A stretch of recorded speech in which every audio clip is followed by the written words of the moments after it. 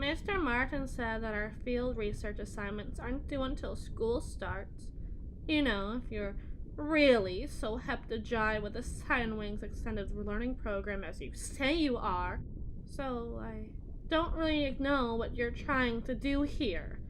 If you rush me, I might have to advise you to use the extra time you've gained to give the project a more personal touch, if only so you don't color me as sloppy. You're not the only person I write reports for, and I'm running a business here. Even during summer vacation. Death doesn't take a holiday either, after all, and although as much as I appreciate someone willing to be so involved with the craft, I don't. You watching me work isn't gonna make me work faster, it's gonna make me work worse.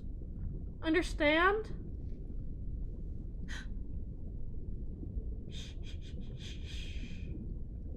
I'm watching the sturgeon. The sturgeon.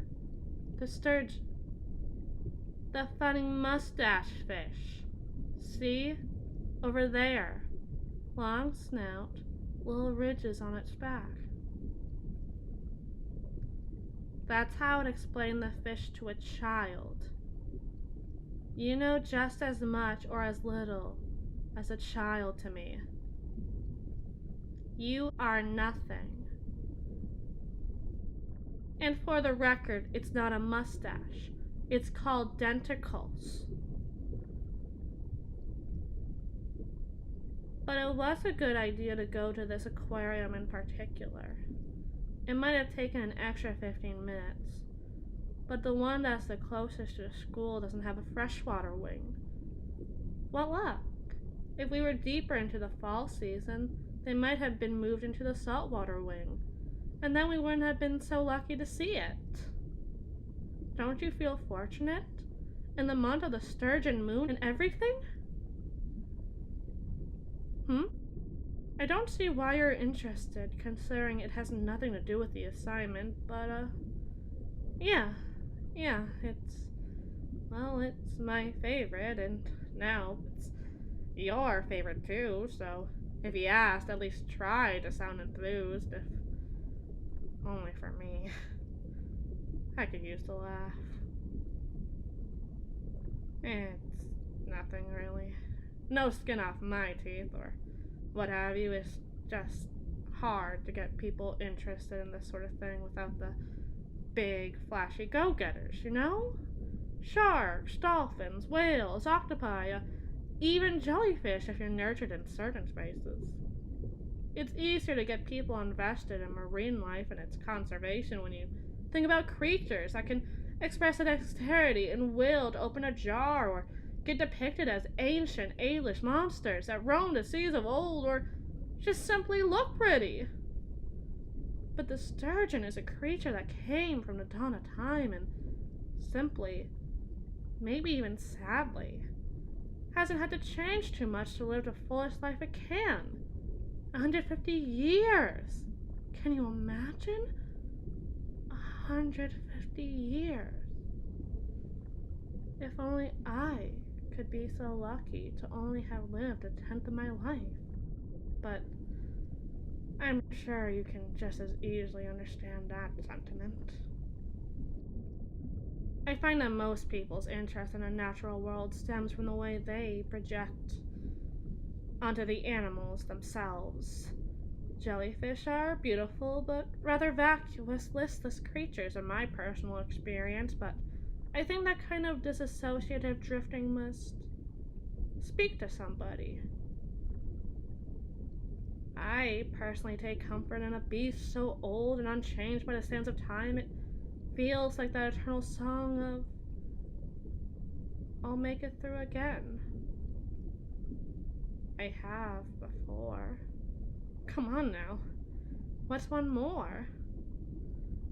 Day, week, month, year. The time passes anyway. Who are you to claim it as either extraordinary or mundane? Just because you're there? To be so ageless, but unaffected by the change that comes with age. I think it must be blissful in its own way. I can't help but long for it. And though that sounds...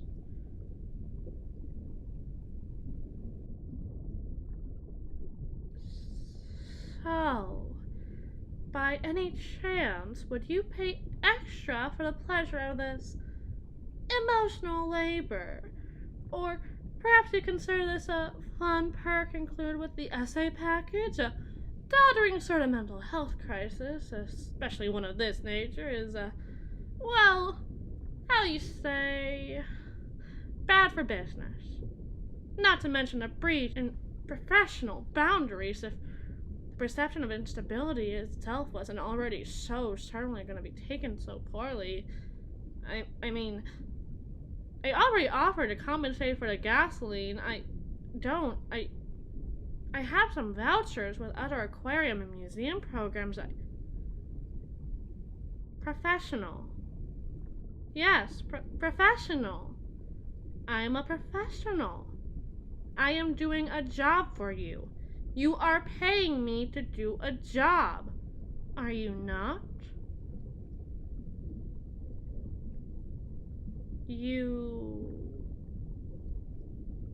aren't? I could have sworn you... No. No, you were thoroughly penciled in. I recall you had to contact me through the business website we made for computer class in May. What do you think I publicly chose to advertise my business as? Well, freelance consultation, naturally. Eyes everywhere and eyes directly pointed at little Coke glasses most likely to succeed Maggie. You gotta keep things just a touch above board if you're gonna get anywhere in this world, but you contacted me through that website and asked to meet up. When I asked where, you asked what I wanted to do, and I said, oh, that's very flattering to think I'd be so public with my wants. And I told you I needed to go to the aquarium, and yada yada yada. You said you'd pay, and now we're here. I already know you. Be average student, but I think you could be a climber. I mean, you gotta be a climber if you want to observe me while I write your paper, or at least gather the research notes to write your paper in the voice of, well, you, but of a layperson who engages with the content because it's necessary, not because they enjoy it.